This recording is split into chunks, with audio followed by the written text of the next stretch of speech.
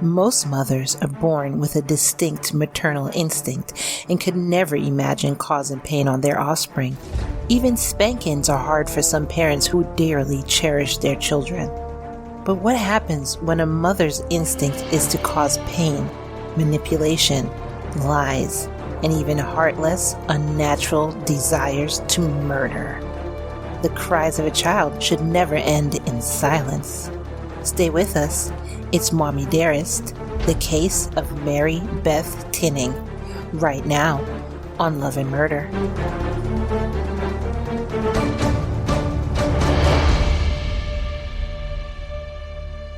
Good evening, everyone. Welcome to a new episode of Love and Murder, the weekly true crime podcast discussing relationships gone terribly wrong.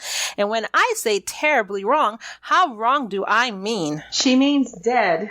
Dead. You're just done. That's it. Yeah, you just check out. Dead wrong. D-E-D. So dead we leave out the A. I still don't know what that means. But anyways, I am your host. None of us know. I am your host, Kai, and I'm joined by my co-host, which thanks to Stacy, we now have a list of adjectives. So let's go. I'm joined by my co-host, the alluring, the accountable, the adaptable. That I definitely would say is me, adaptable, yes. That's hilarious. Anyway, we're joined by Char. Hi, guys. Look, I mean, any of you can help with these adjectives to describe the wonderful me every week. So if you have any other ideas, Stacy. Well, let's talk about Stacy, one of our Patreon subscribers. We do love you. We thank you for being a subscriber and for being a low listener. So how did she describe me, Kai? An adjective? She says Char is what, active or something? Well, she didn't describe you. That was just one of the adjectives on here is active. So that's what we said last week was active. And you were wondering what kind of active you were. So Stacy actually answered that. She said, quote, active in any way you want, Char. She probably didn't use that tone, but that's what I heard in my head. Active in any way you want, Char. Well, I am thinking bomb chicka wow wow, like Kai always says.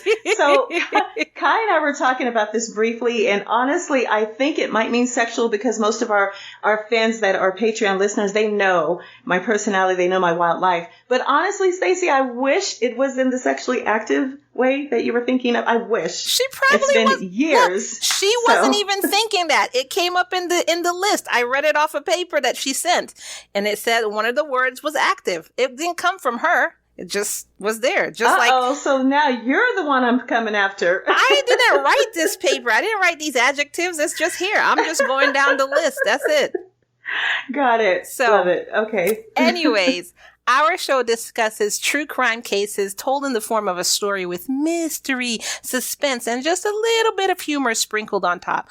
But what, Char? Never at the expense of the victims, guys. Please know that. Never. Only the world's dumbest criminals. Exactly, that's what we're laughing at. Exactly. And just a little insight into us. We kind of use, I'm not going to talk for Char, but I kind of use humor to get away from trauma.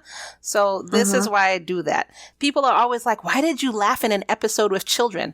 But my question is, did I laugh that the child was being strangled? Or did I laugh that the police officer did something stupid, or like the investigator did something? Like, which one did I laugh on? So I can't laugh in an entire episode because it's of kids. Like, I can understand you like telling me, why did you laugh at the child? I think we need to be somber and serious and eventually very boring.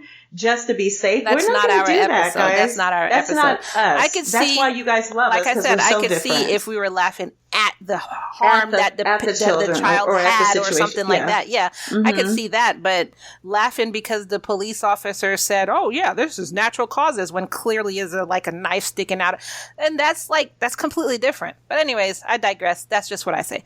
I usually laugh. That helps me cope with trauma and helps me not like live in these cases that I have to not investigate, but I have to research and read every single week. And it's basically every single day of the week. So can you imagine reading these things over and over and over and over and over? I wouldn't be able to deal. Anyways. Yeah, that's a good point. You haven't gone crazy yet. Yes. But anyone else could, because they would be able to handle all of that. Everybody deals with stuff differently. This is how I deal with it.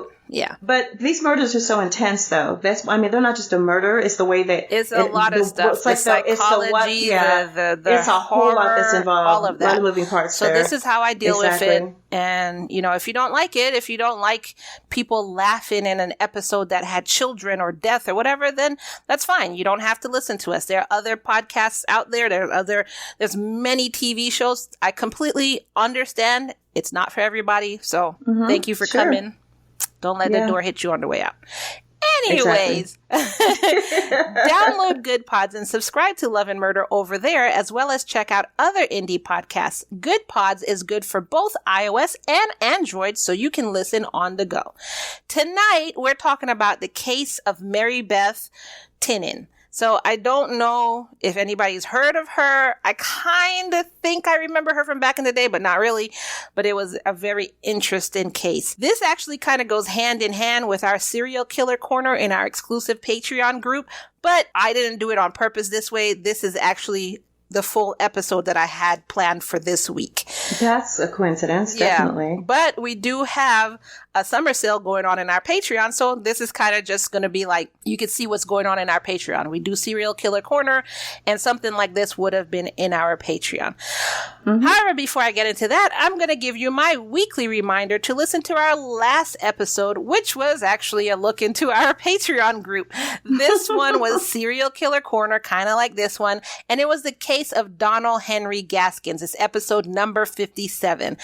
In this case, oh my God, we went into the mind of a twisted serial killer. It was like, oh my God, I don't remember the name of that movie with Jennifer Lopez back in the day where she was in the mind of a serial killer. No. Wasn't it the Hannibal? No, she didn't play in Hannibal. No, him, the serial killer. No, am I getting it mixed up? No, yes, you're getting it mixed up. I know what you're talking about, though. I could see the movie in my head. I can't think of the title. In this movie, they had some kind of machine where they can go into people's minds, and she went into the mind of a serial killer, and I think she was trying to find out where his last victim was.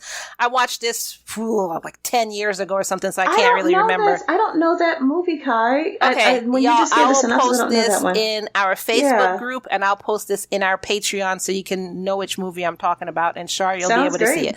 I can't remember the name of it. But this was kind of like that, going into his mind. It was insane. His cases were insane. He was insane.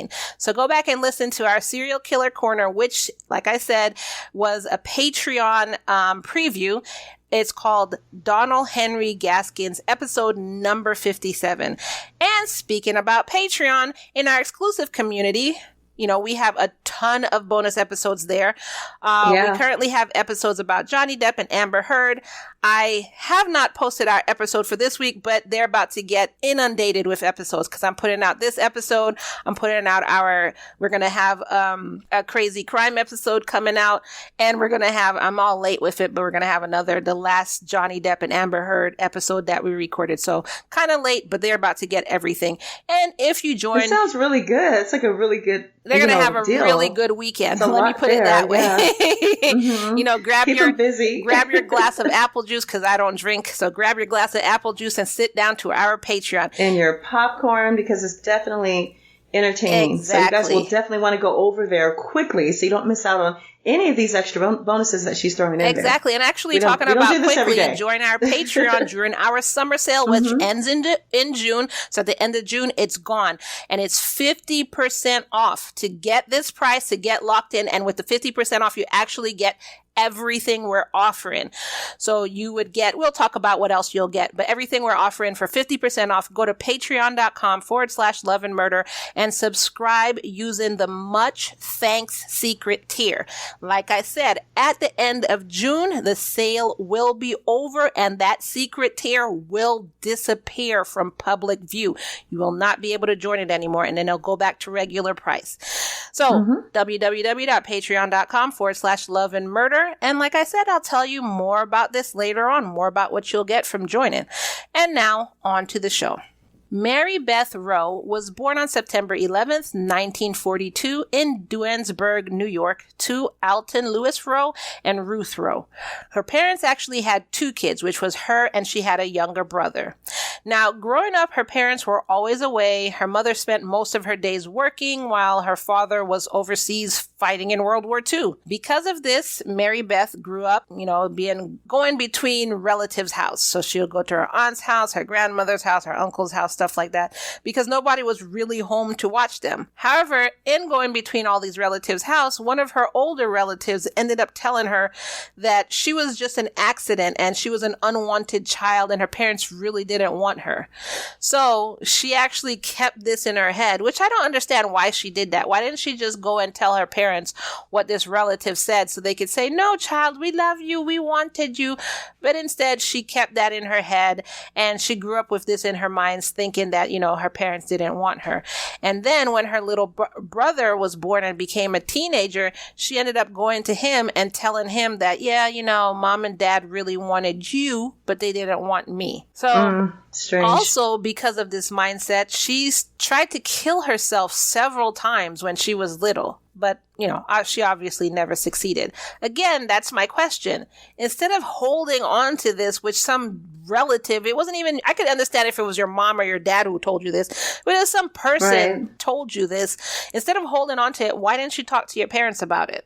You know what I'm saying? Right. That just seems weird to me. Mm-hmm. But anyways, obviously she never succeeded in killing herself, but she tried multiple times based on what this relative said. Now in high school, she was just like an average student. Nothing out of the ordinary reportedly happened to her. She wasn't mean.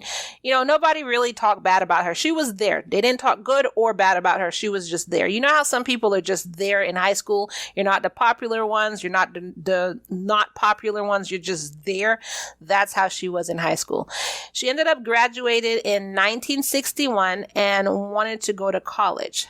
But instead of being able to go to college, she ended up started working just various low-paying jobs here and there, just sometimes that just happens to people. I mean, that's just life. You want to do something, but life doesn't always work out how you want, which is fine. That's very true. Exactly. Mm-hmm. Eventually, she ended up settling into working as a nursing assistant at Ellis Hospital in, I don't know how to say this town, New York. Whoever lives in New York or knows how to say this town, you got to help me. Senkadati, Schenectady.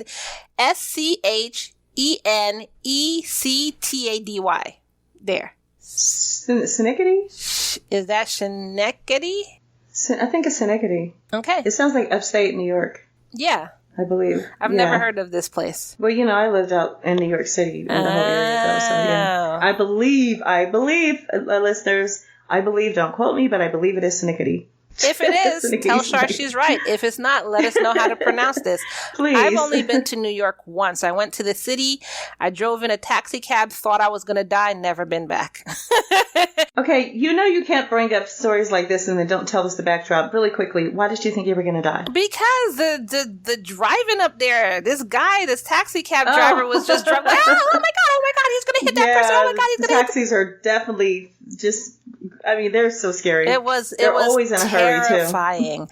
But wow. I'm going to go back with my daughter this time. When I went up there before, I was young. She wasn't born. I'm going to go back with my daughter this time. But this time, I'm going to take the train and walk. That's what I'm doing. I'm just going to walk. But that's what a lot of New Yorkers do. I love walking to New York. So that's what I'm going to do. You don't want to miss a lot that they offer. So much to do and see. Yeah. Not a bad idea. Yeah. I just figure I want to actually go on my terms without going and being traumatized. So exactly. I'm going to just take a train and walk. And then I'll let you know. Maybe I'll take a vlog of this and put it in our Patreon. Never know. So in 1963, Mary Beth went on a blind date with her friends, and that's where she met Joseph Tinning. I couldn't find anything about Joe's background, and good Lord, did I look. But I could not find when he was born or anything. However, the good thing is, sometimes if you can't find something, that means it's good. So he didn't have a criminal record, nothing bad about him. So there's that. He actually worked at General Electric, and he was described as a quiet man and seemed like to take life easy. Because of his personality, him and Mary Beth ended up getting along really well, and they decided to take the next step. So, in the spring of 1965, so that was only 2 years after meeting, Joe and Mary Beth got married. Now, in May of 1967, 2 years. Again, they do everything in twos. 2 years after they got married, they had their first child, a girl named Barbara. And that's, that's amazing. You have a first child. And then 3 years after that, in January 1970, they had another child, a boy named Joseph Jr. So now they have the good life. They got married after going on a blind date. Like, that's an amazing story to tell your kids. They have the American home that you want. They have a boy, they have a girl, they have just a happy family. Then in October of 1971, something unexpected happened. Mary Beth's father died of a heart attack. I mean, I wonder how she felt about that. There's nothing saying that she felt good or bad. Obviously, she must have felt bad, but her and her parents weren't really close, so I don't know how that affected her. Right. On December 26, 1971, so the same year her father died, their third child, a girl named Jennifer, was born. Jennifer, however, had acute meningitis and multiple brain abscesses.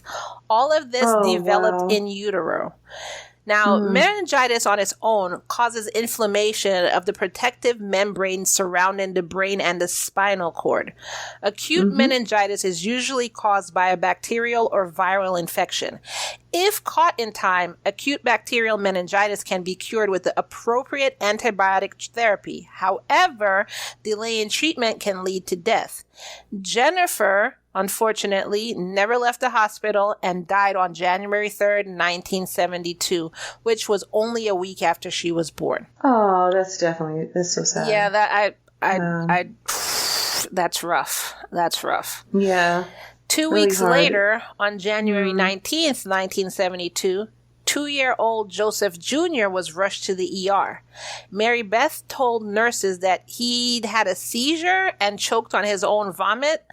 But when doctors looked him over, they found nothing wrong with him. But, just to be on the safe side, they kept it in the hospital for observation for a couple days. And then, nothing happened. He didn't have a seizure. They still couldn't find anything wrong with him or whatever. So they released him. And a few hours later, after he was released, on January 20th, Mary Beth ended up bringing him back to the ER. And he was actually declared DOA, which is dead on arrival. What? Yeah, just what? Out of nowhere. Exactly. Oh, what is going on? This is definitely a mystery and a very, very sad one.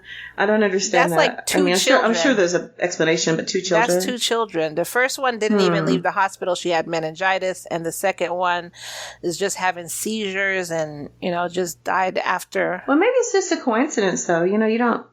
It doesn't sound like there's foul play. I think it's just a really strange coincidence. Yeah, it doesn't sound like foul play at all. Right.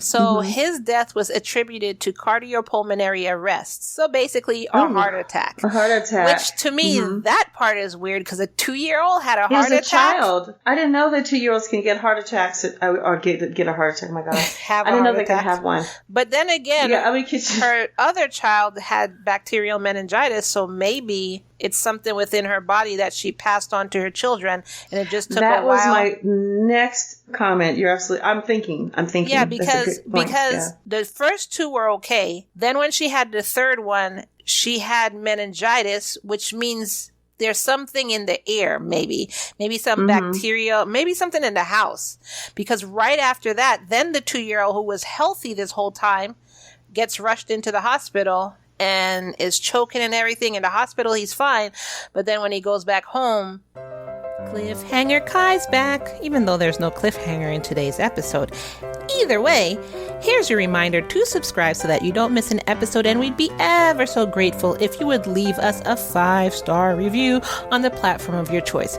Also, come on over and join us at our exclusive L&M community on Patreon at patreon.com/love-and-murder. Once you become a subscriber, you get access to commercial-free episodes, so you don't have to hear this particular commercial interruption, crazy crime corner, like this episode you're listening to right now, love obsessions, serial killer corner, relationship advice, getting to know the hosts, behind the scene, and so much more. We have so much fun over there, and right now we actually have a super secret sale going on. If you go to our Facebook group, just search Love and Murder Fan Group or click the link below to get access to our group and see the super secret sale going on where you get access to all of this for only half the price. This sale is ending soon, and once it's gone, it's gone. That super secret tier will become super secret, and you will not be able to find it on our Patreon. So head on over to our group, Love and Murder fan page, join there to see how to access this super secret sale, and come on over to our Patreon. Don't miss out. Search Love and Murder Fan Group or click the links below. And if you're listening to this on YouTube, I'll give you 5 seconds to subscribe. You already know the deal. 1, 2, 3, 4, 5. Hopefully you subscribed. And now back to the show.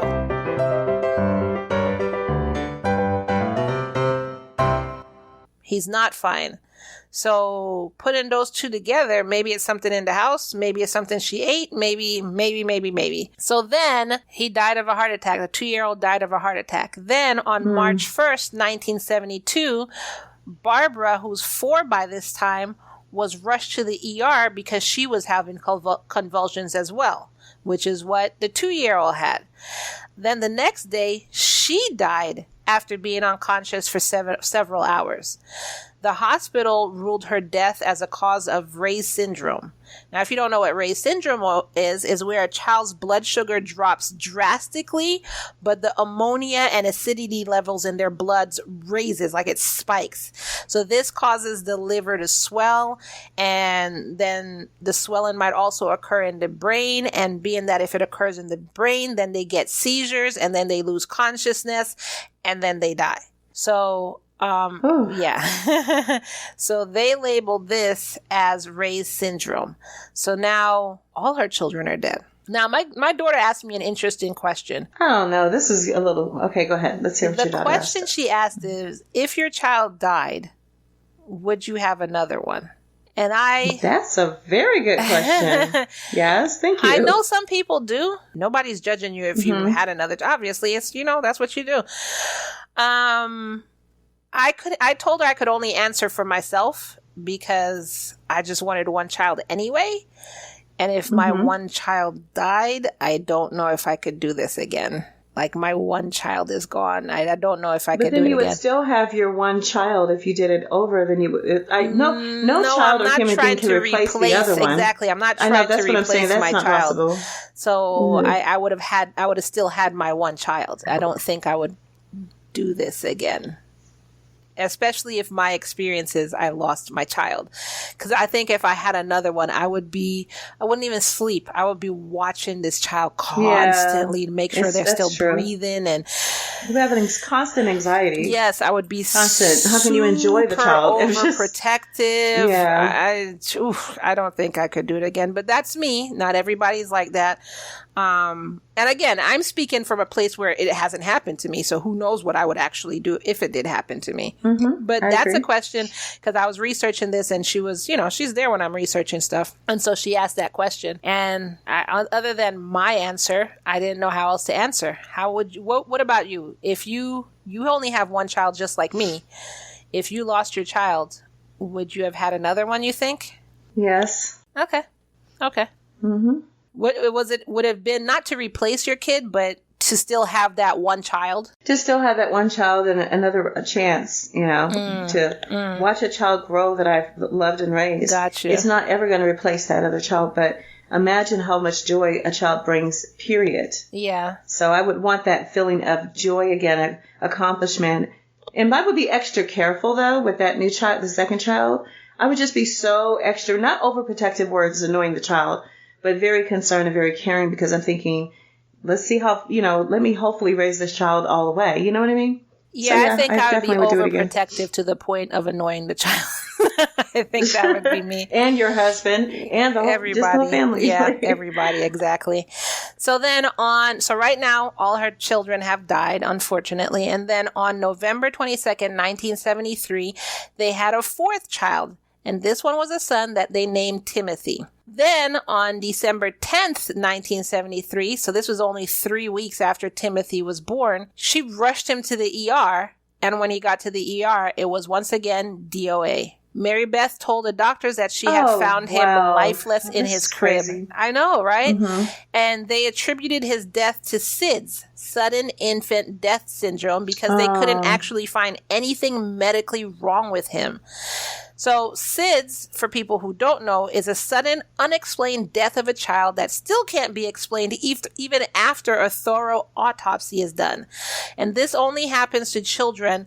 Well, according to the article that I read, this only happens to children under the age of 1. So by now, how many children have died? 4? Well, counting that one, yes. So would you try and have another child after this? 4 of your children died. No, I wouldn't either. Well, how about looking into it further as a parent? There's well, this was some time ago. Like maybe we didn't have certain technology at this point because, everything evolves as the years go by. We're able to find, breakthrough technology or even medications and things like that. But you know what, Kai? One of my cousins had 3 children, 3 boys, and she didn't understand why they never died, but they would be extremely, what's that word I'm looking for? Sick? Can I say? Pardon my French. It's a real word. That's not rude, is it? It is nowadays. It's not the correct. Okay, so you would say mentally challenged. Yeah. Well, literally, they could not do anything for themselves. In fact, the oldest one is about 38 now, but he's been in a home with the state because that was her first. Yeah, because he can't do anything for himself. And she noticed, they told her years later, the reason why all 3 of her boys, came out deformed or their brains were challenged and not ever really developed was because she cannot have a baby successfully by her husband because of a chromosome. Oh, wow. That they, defect. So she went on to have 2 other children, and they're absolutely perfect. They're just beautiful children. One of them's like the oldest, I think, is 25 right now. After they found that about, the first 2 you said? Yeah, the first 2, she said, then they treated it, and checked. She was able to have 3 others? No. So she had, So she had 3 children, all boys. So the whole chromosome issue was that you cannot have a male by this person. Something with that guy. It wasn't her. It was their dad. You cannot have a male child. Well, that same dad has a male child. I saw it on Facebook. That child is like 6 years old, or maybe 7. And there's nothing wrong with him. Yeah, but it's probably I don't know. The 2 of them mixed together. He had another child with someone else. Oh, yeah. Yeah, it was probably the 2 of them mixed together couldn't have a male child, which is, right, I'm going to research that because I've never heard of that. That's crazy. It's just scary. I just felt so bad because imagine she was so young and all 3 of the children couldn't do anything for themselves. And I thought, oh my God, I've never heard of that. So she had to put all of them into a home, one at a time. I don't even know if she even checks on them at this point. I would hope that's her children. Good Lord. They wouldn't even know who she is. That doesn't matter. That's still your children. Because of the way their brain. Out. Well, I guess I probably would be more concerned, but she kind of pushes that side of her life out to this, like it never happened. Wow. To me, that's because I don't know. Maybe I shouldn't judge somebody, but I would never. I could never. Yeah. I feel like you would have more compassion, but imagine if your child doesn't know the difference one way or the other. It doesn't matter. It's still my child. Mm-hmm. That's like my child being in a coma. It doesn't know if I'm there or not. I'm still going to visit them. Well, you know what? So she did have another boy by a different man, and she married. Oh, no. She had 2 other boys by a different man, and they're fine. And then a girl by a different person, but she's absolutely beautiful. She's the one that's 27. When I say beautiful, I mean everything, all the limbs, everything's working, all the fingers and toes are there, and turned out to be an amazing person. Well, just because you're mentally challenged doesn't make you less beautiful. Your brain doesn't work the same as everyone else's. So, but I wouldn't just dismiss my child and just be like, well, starting over. That's here we go again. Yeah, that's I don't know. I don't know how I feel about people doing that. I don't like that. Anyways, in 1974, her husband was rushed to the hospital where he almost died of barbiturate poisoning. Come on. For those who don't know, according to Medline Plus, barbiturates are drugs that are depressants to the central nervous system. Basically, they cause sleepiness and relaxation. Now, when you get a low dose of this kind of drug, it makes the person seem intoxicated, so it looks like they're drunk or high or something like that. Most overdoses usually involve mixing alcohol with barbiturates or barbiturates with opiates. And those kind of overdoses tend to cause comas or death. So this is what happened to her husband. However, later on, he found out that Mary Beth had gotten these barbiturate pills from a friend of hers whose daughter had epilepsy. And then she started using these pills to put in his grape juice. So basically, she was poisoning him. Now, funnily enough, though, and I say funny even though this is anything but funny, Joseph decided not to press any charges. And it was just like, oh, okay, honey, you tried to kill me. I understand. Like, I don't even know what to say here. Like, what the... I don't know, because if my husband was putting stuff in my grape juice trying to kill me, pretty sure if I said, okay, we're going home together, it's only because I'm gonna try and kill him back. Like, I'm just not gonna let it go. Exactly. Like, wait a minute. Are you really trying to take me off this earth? So, Kai, when I want to say I was 24, 25. Anyway, so what was it that happened? I got really, really sick because I had a miscarriage, so it just caused me to be really sick. But I noticed, as sick as I was, and I was always like delirious, because I'm under all these meds. I swear my husband was purposely trying to kill me because he would purposely give me larger doses. And I literally brought it to his attention. Can you believe that? Like, later, I said, you think I don't know you were trying to kill me? I know how much I'm supposed to take of these various medications. He might not have been trying to kill you. I totally feel like he was, though. That you were in such bad pain that he was trying to help you out. Mm-hmm. Maybe he felt really bad for you. Good Lord. Poor guy. Just trying to help his... just trying to help his wife, and you're like, you're trying to kill me. You're trying to kill me. Good Lord. Yeah. Anyway, so he said pshaw to her trying to kill him, and they continued their marriage as normal. So normal, in fact, that in March of 1975, they had their 5th child. I am not having a child with somebody who tried to poison me. I'm sorry. No. So they had their 5th child, and this one was a boy they named Nathan.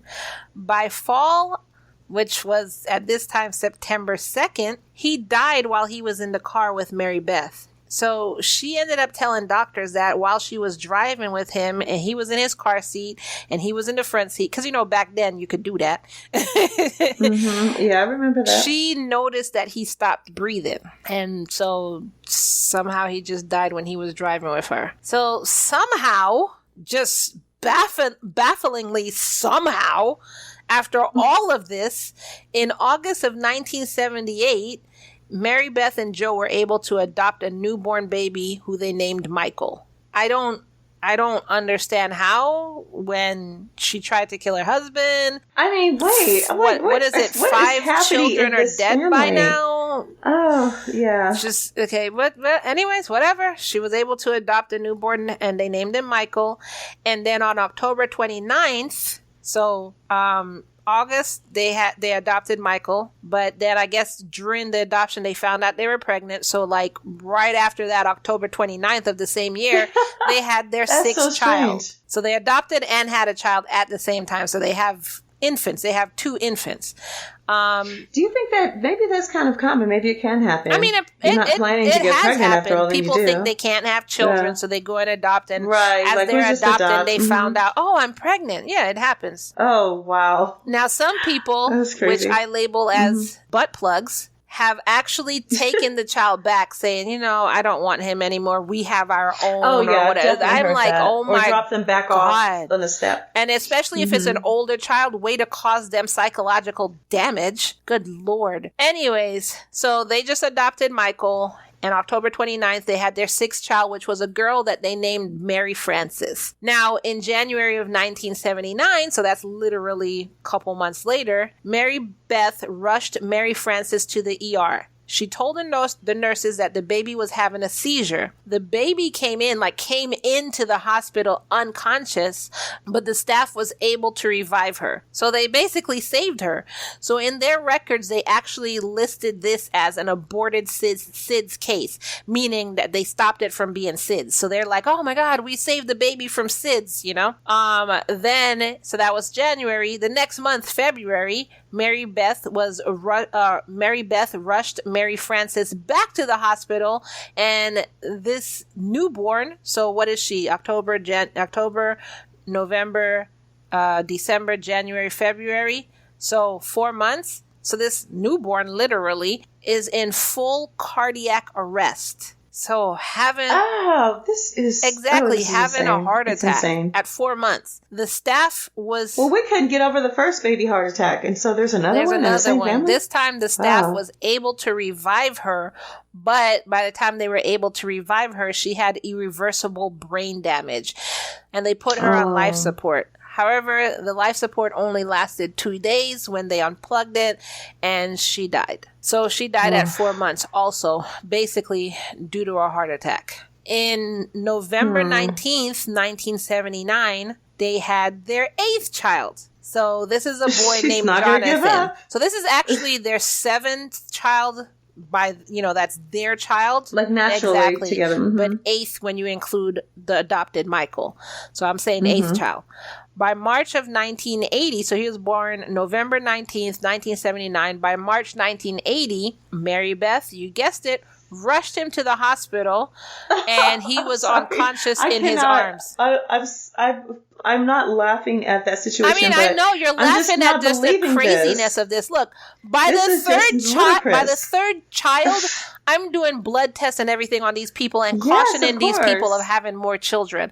I'm going to try and find out why these children are dying, and also, just in case it is bacterial in your house or something you're eating or something you're drinking or whatever, you're not adopting a child. I'm sorry. It's not happening. But no. Exactly. I still don't know how that happened. They're up to their natural 7th child and one adopted child. And this child is being rushed into the ER unconscious. And they're all babies. They don't even get past, I think the oldest one was what, 3 going on 4 or something like that? Oh, that's right. Yeah. The toddler. Yeah. But still. They're so young. So anyway, he was rushed into the hospital unconscious, and then the staff were able to revive him, but this time, due to the family history, so it only took them to get to their 7th freaking child for them to think, oh, wait, maybe we should check on this. Due to the family history, by this time, the staff thought it was like a genetic issue. They didn't even think it was bacterial or anything going on in the house. They thought it was genetics.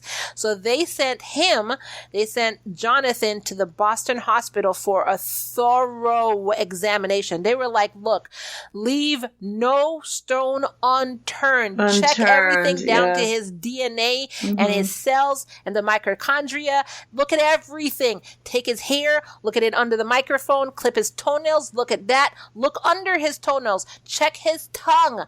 Telling you, check the blue in his eyes. Look at everything. They were like, look at everything. When he poops, check that. When he poops again, check that one. And then when he poops the 3rd time, check that one. Check his pee, check everything. They were like, we are going to do a thorough examination. They even did examinations that we ain't never even heard of. They examined everything. But doctors found no valid medical reason why Jonathan had stopped breathing. So, rationally, they discharged him and sent him back home. I don't understand it. I mean, but aren't there specialists for specialists? Once again, this was back in the day. So, it's fair to say that technology wasn't anything it is now. Because I don't think this would have happened in today's time, because there's so many ways to tell something. Do you know what I mean? How can you not narrow this down to just something? And then why were they not even suspecting the mom anyway? My thing of whatever, you're okay. This could happen even now. This is just people not doing their due diligence, because what should have happened is, instead of sending him home, you could have, after all of this, you could have called social services, maybe check the home. Yeah. I'm not saying, hey, check this person. I think she's killing her kids. But check the home. Check what they're eating. Check on these kids. We did an examination of everything. We examined the poor boy's, your fingerprints. We examined his toes. We examined between his toes. We examined everything and we see nothing wrong with him. We cannot understand why he came in unconscious. Like, they should have put a camera monitor in the house. They probably did. They probably watched him the whole time he was there. And he was just a healthy, giggly, happy baby. Wow. So, like I said, sent him home. And if you didn't guess this by now, then I should smack you, because why are you listening to our podcast? Because you should have guessed this. She rushed him back to the hospital a few days later. Oh, no. No. You know, I'm kind of losing count over here. I told you I wasn't that great in math in school. And this woman has got me all jumbled up with these numbers. Like, I'm going, what? This woman is, I don't even want to say this woman. This whole thing is just baffling. Because even by this time as a woman, I'm not having any more children because I'm just scared that I'm killing my children. Like, I'm not having any more. I would be terrified. Yeah. Obviously, there's something wrong with me. But are we up to 8? Are we up to 8? You know, including this is she has 8 kids, but the kids that's died, this is 7. The adopted boy is still okay. And so that would make it 8. Okay. So, yeah, they did all these tests. Nothing happened to him, though. Nothing was wrong with this baby the whole time they kept him. But when he went home with Mary Beth, she rushed him back to the hospital a few days later, where he was declared brain dead, and he died on March 24th, 1980. Wow. So by this time now, I'm looking at her out of the side of my eye. Like, as a nurse, I'm really looking at her like, yeah. I'm no longer, personally me, even if it got to child number 7, I'm not thinking genetics by then. Because I'm like, dude, we had him and he was fine. And now I'm looking at you like, So anyways, you asked about Michael. You asked and I will answer. On March 2nd, 1981, Mary Beth took Michael to the pediatrician, wrapped in a blanket, and what, Char? And what? Wrapped in a blanket and with a bottle? I don't know. Really? I mean, okay, so my thing is, did she really go to the pediatrician, or was she supposed to go to the ER? Because I'm feeling like something's going to happen with this child. She went to the pediatrician with Michael wrapped in a blanket, and he was unconscious. I thought... So that's what I was saying. Why are we going to the pediatrician, I don't know. I guess she got tired of going to the ER. Why are we not going to the hospital? I don't know. She got tired of going to the ER. Maybe she thought she would get a different outcome if she went to the pediatrician. I don't know. But if something life-threatening like that happens, the pediatrician is going to call the ER. Like, exactly. That's all they're going to do. They're not going to see the child. Especially if they're in a location where it's not attached to a hospital. Like, they only have a limited amount of stuff they could do. Anyway, so she told the pediatrician that she couldn't wake him up and didn't know what was wrong with him. By the time that the doctor looked at Michael, and I'm not saying that he took his time, I'm saying that this is what happened. So basically, by the time he was in the doctor's office, so by the time the doctor looked at Michael, he was dead, which means he basically came in dead. Because the doctor didn't have her waiting. I was like, oh, well, let me know what's wrong with Michael. You know what I'm saying? No. The problem with this, though, was that Michael was adopted. So their theory of killing disorder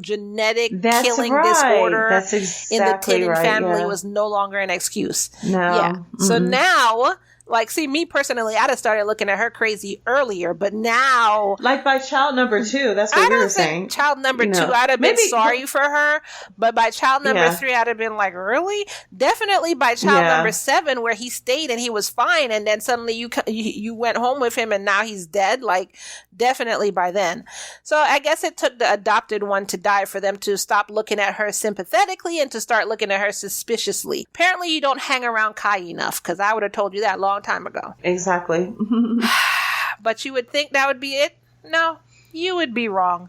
On August 22nd, 1985, they had their 9th child. So she's fertile myrtle. Okay. It's not only that, it's like, what the frick is wrong with her husband? Like, are you insane? Anyways, because I'd have been looking at it like an eagle trick or something. Like, look what I can do. It's not even that. I'd have been looking at this girl like, why are all my children dying? And even the one that wasn't even birthed by us, why are all my children dying? I'm not having another child. Not everyone is that bright. Not everyone is that bright. So we don't know their actual personalities. That tells me that the 2 of them are just not that bright, because usually it's going to be one spouse or the other that has a lot more sense, and they're like, you know what, I'm questioning this. But both of them are just acting so dumbfounded at this point. So, well, it doesn't make sense at all. This 9th child was a girl named Tammy Lynn. So she was born August 22nd, 1985.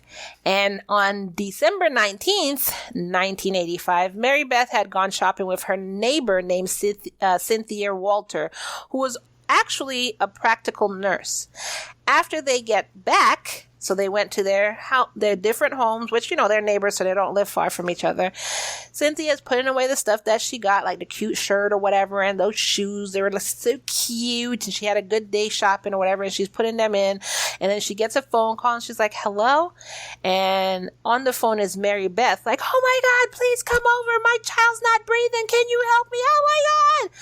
So Cynthia rushes over, and again, remember, she's a nurse, so she rushes over. I can help. I can give CPR. I'm here.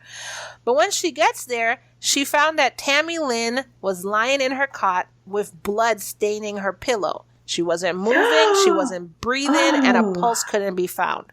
So then they rushed her to the ER, but she was declared DOA. Oh, are we? Okay, these stories are real. I do know that because they have forensic reports and everything, right? So we know that. And look, if the story wasn't real, I would literally say this story was written by Kai. My books are available on Amazon. Go make me a millionaire, please. Like, if these stories weren't real, this is totally real. Yes. So on December 20th, 1985, so the baby died December 19th, December 20th, the next day, only after 9 of her children had died, Betsy Mannix of this, how did you say the city again? Schenectady? I think it's Schenectady. Schenectady.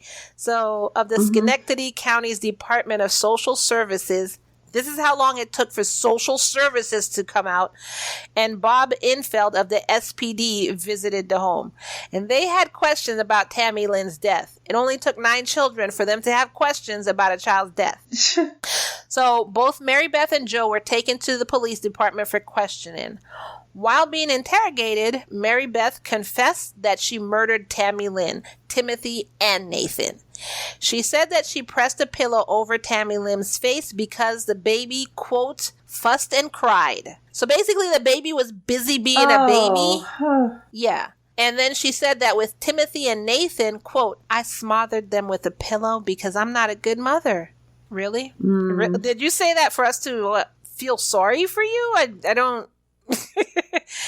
I think she was looking for sympathy, but to admit she's not a good mother, I mean, isn't it a good thing to admit to your faults? Munchausen syndrome or something like that? Some crap. No, that one I don't know. So what is that? Where they're looking for sympathy. So the people around them, they make sick so that they can get sympathy from, I don't know how you deal with this. You've never heard of that? Yeah. No. Oh, wow. Yeah. I know people who have acted in such a manner, but I didn't know there was a label for it. Oh, yeah. They do that so they can, people could be like, oh, poor baby. I don't know how you're dealing with it. Okay. Anyways, so she was arrested and charged with the murder of Tammy Lynn. And that's it. 9 children. She was charged with the murder of 1. Wow.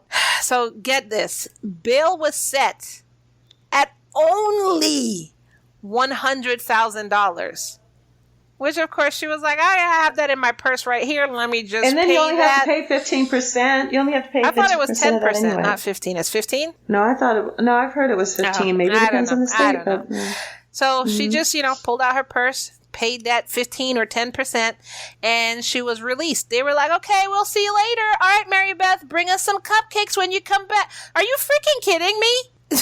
So she was released until her trial date. Oh, my God. Anyway. They should have told her, stop making love to your husband while you're at it. I wouldn't have let her go. Don't let him touch you. 9 well, okay, guys, you won't believe what happened. I think Mary Beth tried to make my PC, my desktop, her 10th victim, because it just stopped working like in the middle of us recording. That was so strange, very eerie. Right now, we're going to continue where we left off from, but I really, really hope that we have the beginning of this episode. But this is going to explain the difference in sound quality, because right now I went from my PC to my laptop and we're continuing to record on my laptop. So if it does sound really much different, I very much apologize, because it was something that just happened that was inevitable. So anyway, where we left off was, if I remember correctly, Char, She made bail. She recanted her confession. She said her confession was made under duress and that the police had threatened her.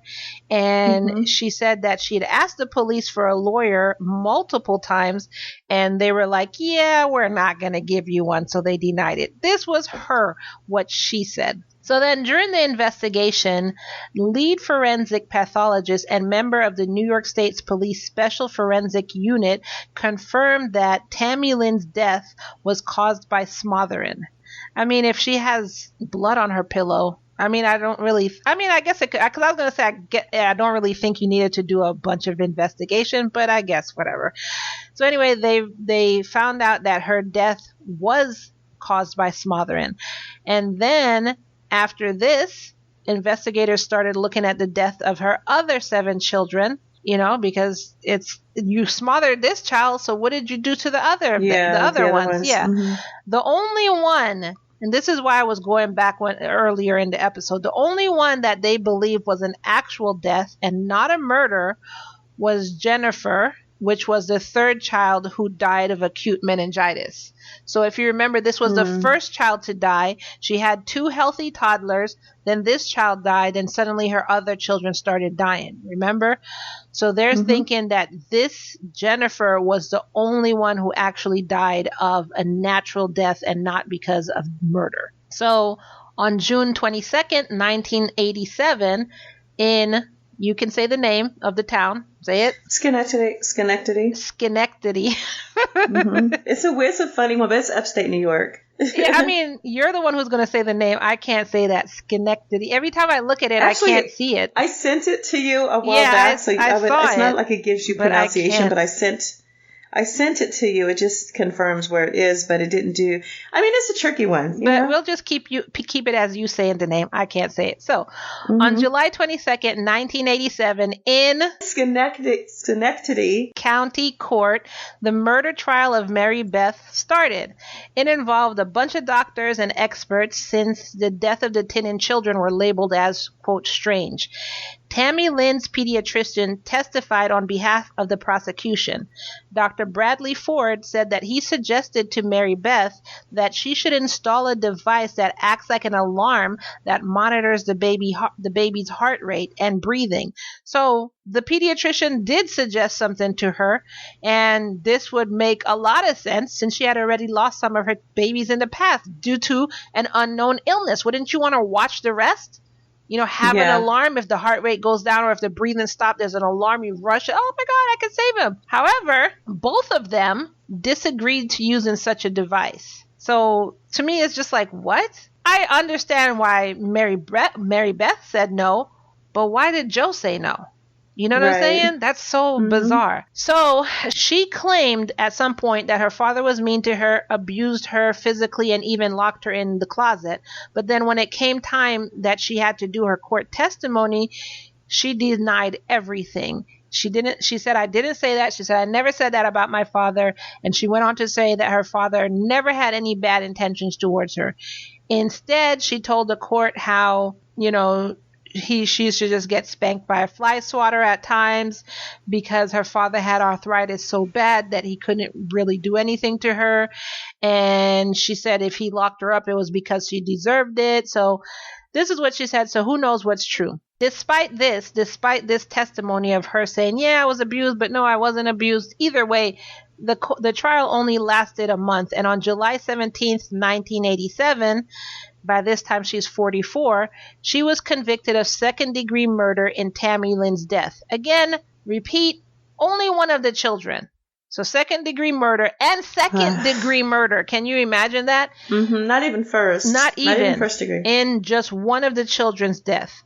The jury they couldn't come to an agreement that she deliberately murdered her children, so they acquitted her of that count, and that's why they ended up charging her with a minor degree of homicide, citing her, quote, depraved indifference to human life. So that's why they gave her second degree. Her husband just was overwhelmed and just wasn't really sure about what was happening, and he actually had a conversation with a newspaper where he said that he had spoken with his wife right after she was questioned by police, and she confessed that she killed Tammy Lynn, but he still thinks that she's innocent. So, I mean, if somebody confessed that they poisoned you and you still were like, I don't think you did, then I guess... I'm sure it was an accident. I'm pretty sure you put those medicine in there constantly, accidentally. Mm-hmm. And then she confessed that she killed your child, and she was like, I'm pretty sure you accidentally put that pillow over her face, so I don't believe you.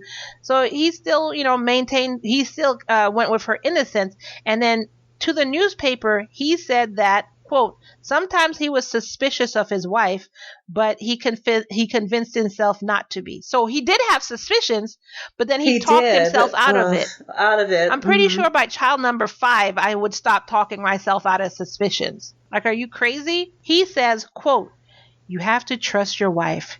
She has her things to do, and as long as she gets them done, you don't ask questions. What the? So is that husband 101? Is that like a rule or some doctrine they follow? I don't want to be married to anybody who thinks like that. Anybody. That way, yeah. No. Mm-hmm. So the verdict came back guilty, with Mary Beth getting 20 years to life in prison, which is actually 5 years shorter than the maximum penalty of the crime. So 20 years for 9 children. That's pretty light. That's pretty light. It really is. Yes. So it said 20 years to life, but whatever. And then when she got her verdict, she started crying. We're supposed to feel sorry for her. Ugh. She was taken to the Bedford Hills Correctional Facility for Women, where she immediately filed an appeal saying that her confession wasn't given voluntarily and that evidence wasn't enough for her to get locked up. I was about to call her out her name. You killed 9 children. Well, 8. So minus that 1. You killed 8 children, infants, and toddlers. Seriously? Allegedly, since she says that's not what happened. Anyways, her appeal was denied. She's a serial child killer. She is totally a serial killer. Her appeal was denied by the New York State Supreme Court's appellate division. Appellate? If I don't get that word, our listeners are going to... in one episode. our listeners are going to murder me. Anyway, her appeal was denied. In 2007, she became eligible for parole, and here she started her campaign of trying to get paroled. So, on February 5th, 2007, she was denied parole, citing being, quote, incompatible with public safety, and letting her out would, quote, diminish the seriousness of her crime. I agree. Sit and rot. Okay, it took us this long to figure this out, though? 8 children. Yes, it took that long. Quote, this decision is based on the following factors. You stand convicted of the serious offense of murder in which you caused the death of your infant daughter by smothering her with a pillow.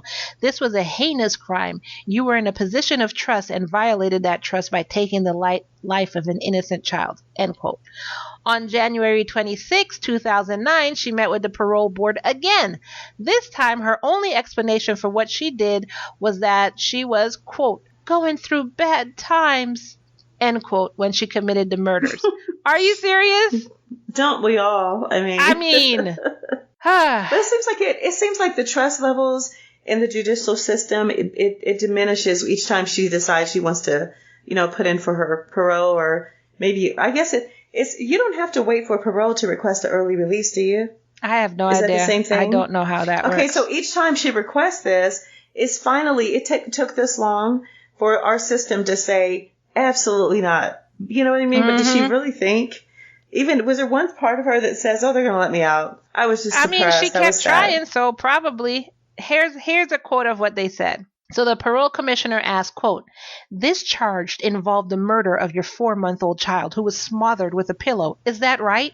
Mary Beth said, yes, ma'am. Did you do that? Yes, ma'am, I did. She then asked Mary Beth, what was going through your head while your kids were dying? Mary Beth said, quote, 2 things that I wanted in life was to be married to someone who cared for me and to have children. And other than that, I can't give you a reason. She maintained that SIDS was the cause of death of her other children. Even though some of the children, it didn't say SIDS, but she said the other children were SIDS. So the parole board again gave her the finger, told her go rot in prison and you're not getting out. They said, quote, your remorse, well, actually they said your remorse was, quote, superficial at best. So she tried again. She wasn't convincing at all. She was not convincing. Not even a little bit. Not even to me. She tried again for parole in January 2011. And this time she was supported. She was actually freaking supported by people from the Georgetown University Law Center, which they should be ashamed of themselves, allegedly. And also she was supported from people who she worked with in prison because they described her as, quote, the most loving and most generous, caring person that I have ever met, end quote, which Kai added on to that, who, quotes, allegedly smothers her children. Good Lord. I mean, of course you're going to be in your best behavior in prison if you really want to get out early. Of course. It's supposed to be that way. I mean, so all of these character witnesses, I wouldn't even claim them as the only people she was hurting legitimate. Was her children, and she tried to hurt her husband. So other than that, yeah, everybody else is safe. Of course. Anyways, this time when she was talking to the parole board, she said, quote, after the death of my other children, I just lost it. I became damaged, worthless piece of a person. And when my daughter was young, in my state of mind at that time, I just believed she was going to die also. So I just did it. Just helped her along. Yeah. Again, the parole board said, you see this finger here that I'm holding up? This one? Yeah.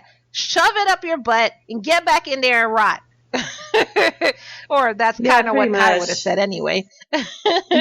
So then again, she tried in 2013, and they asked her again, why did you do this? So she said, quote, it's just, I can't remember. I mean, I know I did it, but I can't tell you why. There's no reason.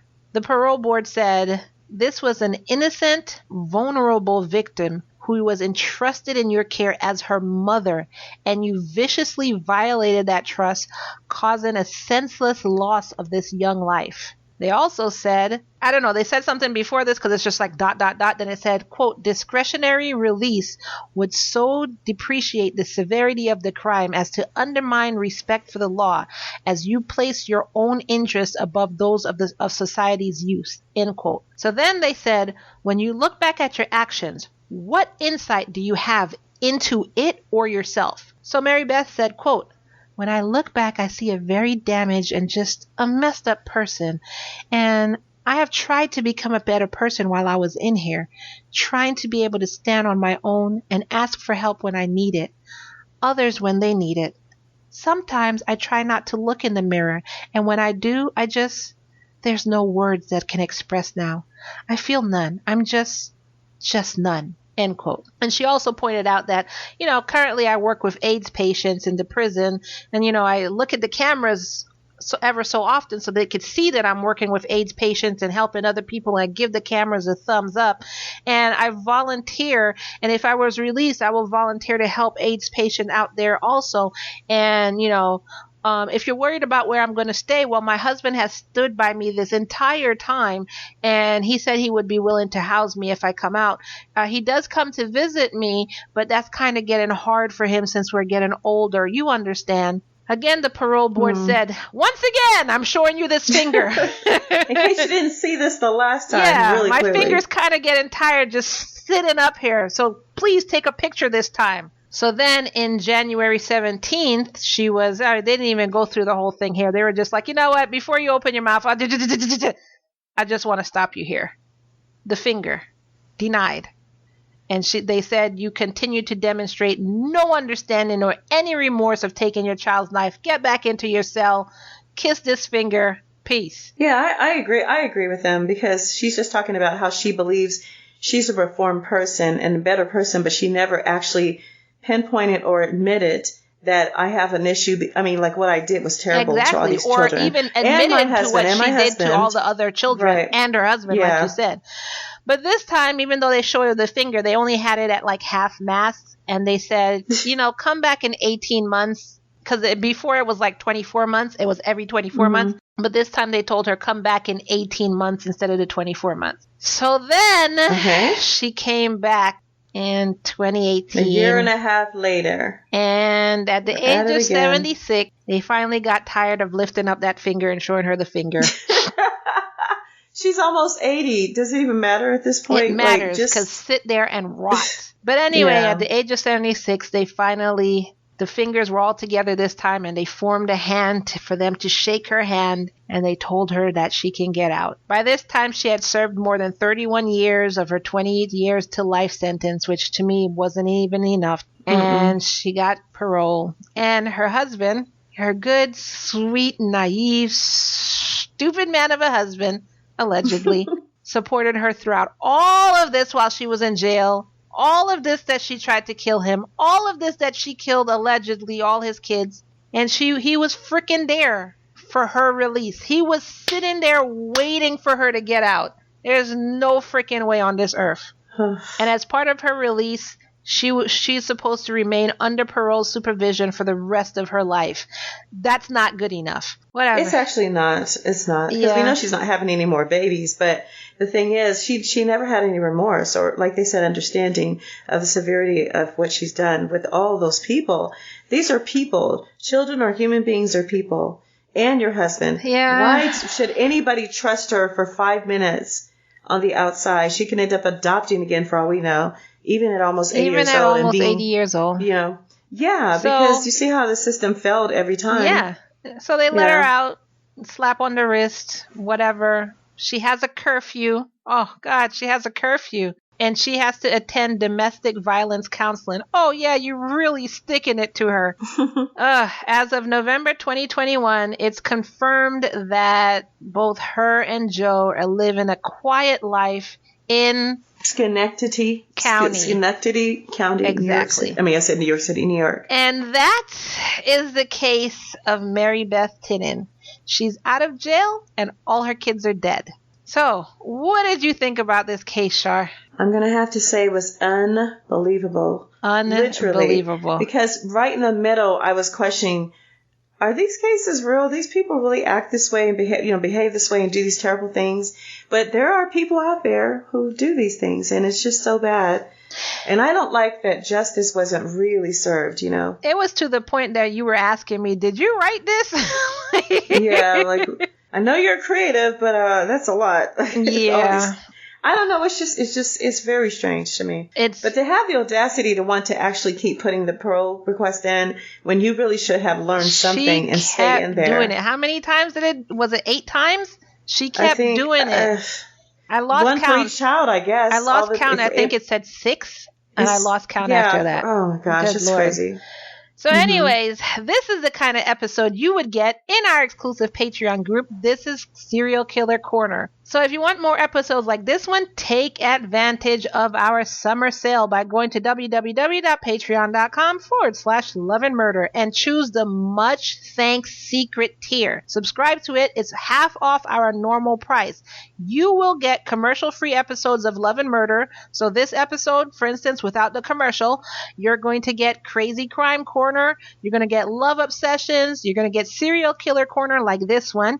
You'll get relationship advice. So if you have a question on a relationship, or you'll hear other people asking questions in their relationship, and we'll give them their advice. Might not be good advice, but we're going to give you the advice, though. You're going to get to know the host. You'll see when I go to New York, I'll do a vlog or whatever, so you can see what I see and see New York through my eyes, which my eyes, you don't want to be in my head. And, Char, you're going to see Char's tour of her house when she gets it together. And just different stuff, getting to know us, behind the scenes of our shows, and so much more. We have a behind the scenes. We did a crazy show, so much so that we had to have an episode where we had to make ourselves laugh because we were both sick from that episode. It was such a somber moment after that episode. Oh my God, the craziest, the case most was nightmarish episode. But it was true. But it's ooh, this was really heavy. So you got to see, if you're in the group, you got to see the behind the scenes of us coming down off of that and trying to make ourselves laugh again instead of going the rest of the night in this depressed state. So if you want to see that, come on over to our group. You get so much more for that. All of this only for $5 instead of the normal $10 a month. So I'm telling you, take advantage of this now. at the end of June, I know this is going to be, it's a little bit away, but you want to take advantage of it now, because at the end of June, it's going to be gone. You might forget. If you don't come in now, you'll be like, oh, I'll do it on Friday. And then you're going to completely forget. Do it now. $5 instead of the $10. So go to www.patreon.com/loveandmurder. Choose much thanks secret tier. When June is done, that secret tier, you're not going to be able to find it again. It's going to disappear from the public view. Now, if you like this episode, head on over to Apple Podcasts or Spotify. I feel like I'm losing my voice. And rate us 5 stars. You can also download Good Pods and rate us on there too. Please do that. We do need the positive ratings. If somebody doesn't like the show, they'll go on there quick, fast, and in a hurry and say, I don't like this show. Kai was losing her voice. She got on my nerves. But then we get all the good reviews in our inbox, but not actually on Apple Podcasts. So I love your reviews, whether it's in our inbox or not. Don't get me wrong. I'm not complaining. But if you could take that good review that you normally give us and please put it on our Apple Podcasts or Spotify, just please give us 5 stars over there. It helps bring us up in the charts. When it says, what do you want to say here? You can say whatever, or you could just leave 5 stars. Whatever you want to do. It takes 5 seconds. It brings us up in the chart so everyone else can find us just like you did. Don't forget to visit us on Patreon. Now is the time to do it. www.patreon.com/loveandmurder. Follow us on our social media at facebook.com/relationshipcrime, Instagram at Love Murder Podcast. Join our Facebook fan group if you want to by searching Love and Murder fan page in Google or Facebook. Trust me, if you search that, it's going to come up. Or by simply clicking in the link in the show notes below. Find our awesome merch by going to our website, www.murderandlove.com, and clicking on our shop in the menu above. And an easy and free way to help us out is by simply sharing this episode. Tell your friends, tell your family, tell your husband, tell everybody. Hit that share button and just share with them on your social media. Put it in your stories. Put it on TikTok if you want. Share. And Char has a dinner to go to that I've held her up because we've been recording this whole time. So we're going to end this episode by reminding you that it's always all love and no murder. Good night. Goodbye.